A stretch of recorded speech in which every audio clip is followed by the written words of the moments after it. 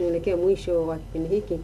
Mwalimu, hebu tuangalie hiki kitendo kilichofanywa na watu wa vyama vya upinzani, chama cha upinzani, chama kimoja hapo, kitendo cha kugawa namba ya spika, na matokeo yake ni inasemekana kwamba message na nyingine ni za matusi. Ina ubaya. Hiyo ya kwamba ni ya matusi, ndugu mtangazaji. Wewe mtu mwandishi wa habari una miiko yako. Wewe hujaona message, haja kupelekea message. Na kama message ametukana, kuna mahakama. Tena ndio maajabu tena. Hawa watu wanaozungumza kwamba yani hawa wanatoka nje, wewe kama ukitukana si unapeleka mahakamani?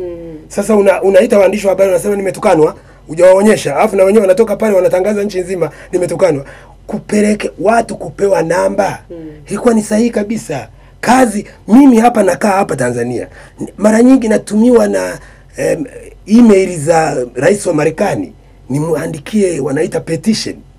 Mambo ya kawaida yale. Yaani wa Tanzania wanakuwa wazuzu mno. Yaani mtu kukuambia namba, mpigie simu huyu mwambie nalalamika. Kwani wapinzani waliwatungia message, waliwatumia message ya kutuma. Wao wamempa namba.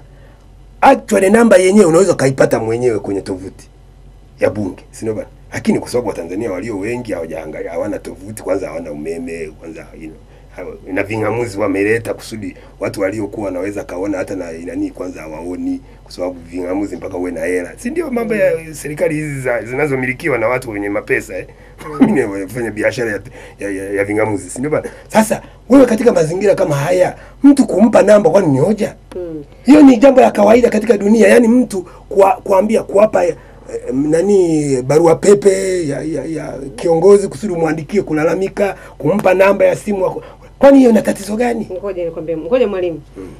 Hiyo kumpa mtu namba ni sawa, lakini uone kwamba namba umezitoa wakati ambao, yani mimi naweza nikasema wakati ambao si mwafaka, kwa sababu tayari kuna malalamiko, tayari Watanzania baadhi yao wanakerwa na mwenendo mzima uliokuendeshwa na viongozi. Alafu wakati huo namba imetolewa, unaambia labda umshauri ajiuzuru. Unategemea katika wakati kama huo, ukizingatia kwamba historia ya wale watu waliotoa ile namba, wale wanachama wa kile chama chotoa namba, historia yao inaonyesha kwamba wenyewe ni mara nyingi wamekuwa wanafanya vitendo vya vurugu. Unategemea wanatuma message. Vurugu maana yake nini? Yaani kwamba wanapita mtaani wanatia vumbi hivi na wachafua watu. Wanafanya maandamano. Yaani maandamano ni Mwalimu Nyerere alitembea tena mwezi Februari huu. Mwalimu Nyerere alitembea kutoka Musoma mpaka Mwanza, alitembea. Alikuwa ni maandamano ya kuunga mkono azimio la Arusha. Seth Benjamin aliandamana kutoka sijui viongozi. Yaani hivi leo hii tulipata uhuru kwa sababu ya watu walikuwa naandamana kupinga ukoloni. Leo hii tumefikishwa Tanzania kwamba nyewe waandishi wa habari mnakubaliana na hoja ya ajabu kwamba eti kuandamana hujampiga jiwe mtu, unaandamana kwa miguu yako mwenyewe. Hii ni vurugu. Kuna mahali ambapo yani wabunge yani wale viongozi wa Chadema waliokwenda Mwemba Yanga pale wakashinikiza wananchi, wana nguvu ya kuwashinikiza wananchi, wana polisi, wanajeshi. Wanamshinikizaje mtu? Yani mtu ametumia simu yake na amejua amesajiliwa, akiandika vitu vya ajabu atafungwa yeye, si ndio bana? Kwa hiyo ndio maana nasema sidhani kwamba kuna mtu atakuwa amemtukana huyu mtu. Na kama amemtukana, hiyo ni yeye, sio wale waliompa namba. Sio bana? Watu wanaotukana watu wamepewa namba, si wanatafuta wenyewe.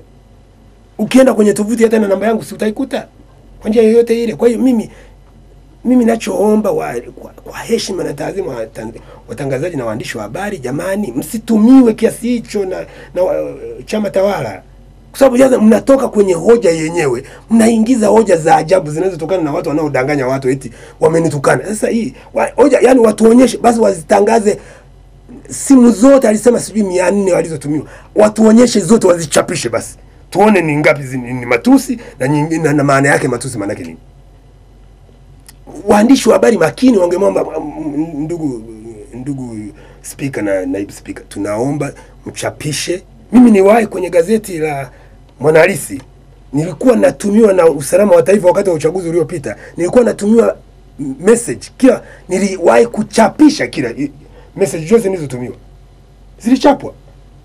Na nilaba hizo za vitisho nilichapa.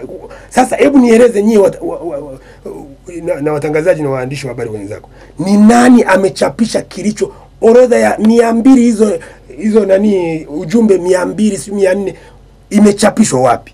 Hivi wewe hapa wale wanaotuma ujumbe kwenye kuhusu kipindi hiki, si unasoma hapa, sinajulikana ni nani ambaye yani Mheshimiwa Ndugai, Mheshimiwa Makinda na waheshimu sana, wamechapisha wapi hiyo ujumbe walizotumiwa? Hakuna. Lakini nyie mmeshikia bango, ametukanwa. Hii ni wanasema hivyo. Nyie kama watu makini, walio objective, walio katikati, wanasimama na ukweli, hamruhusiwi kuyumbishwa na maneno ya watu. Unaona bana? Okay?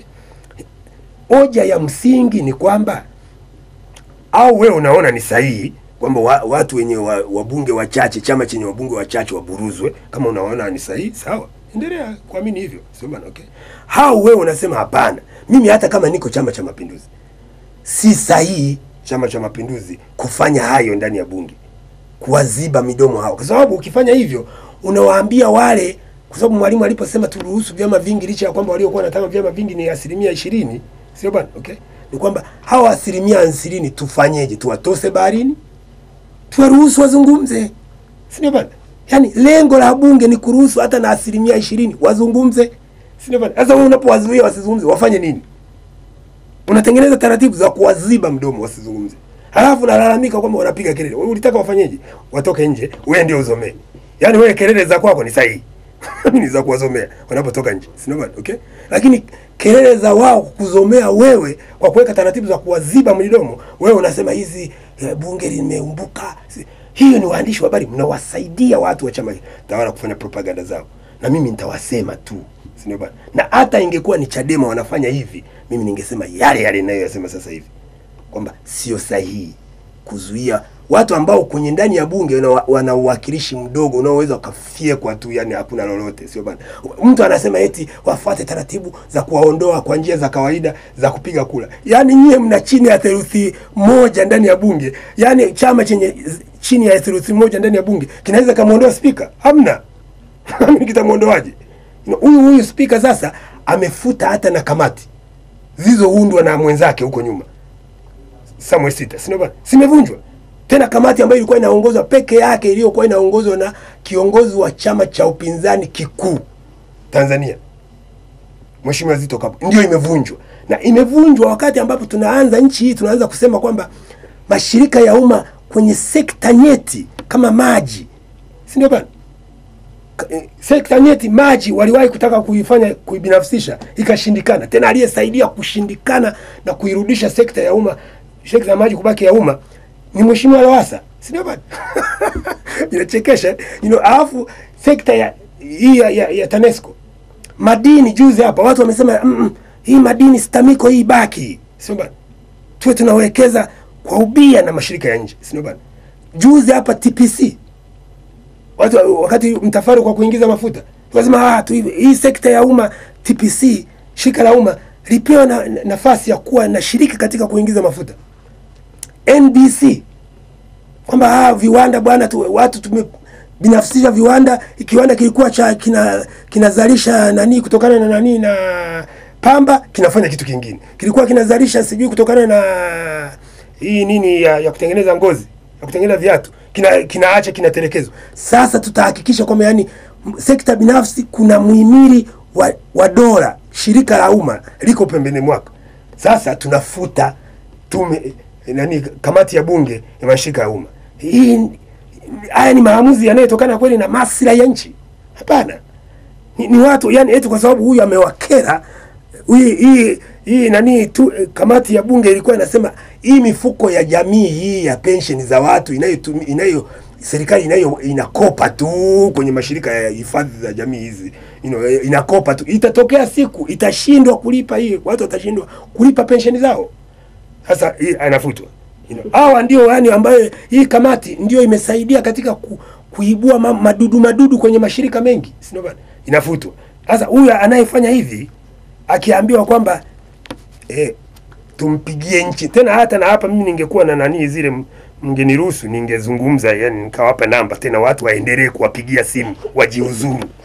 Kwa sababu yani kazi wanayofanya sio ya bunge. Kama wanataka kuwa mawaziri waende wachaguliwe uwaziri. Kazi ya bunge sio hiyo.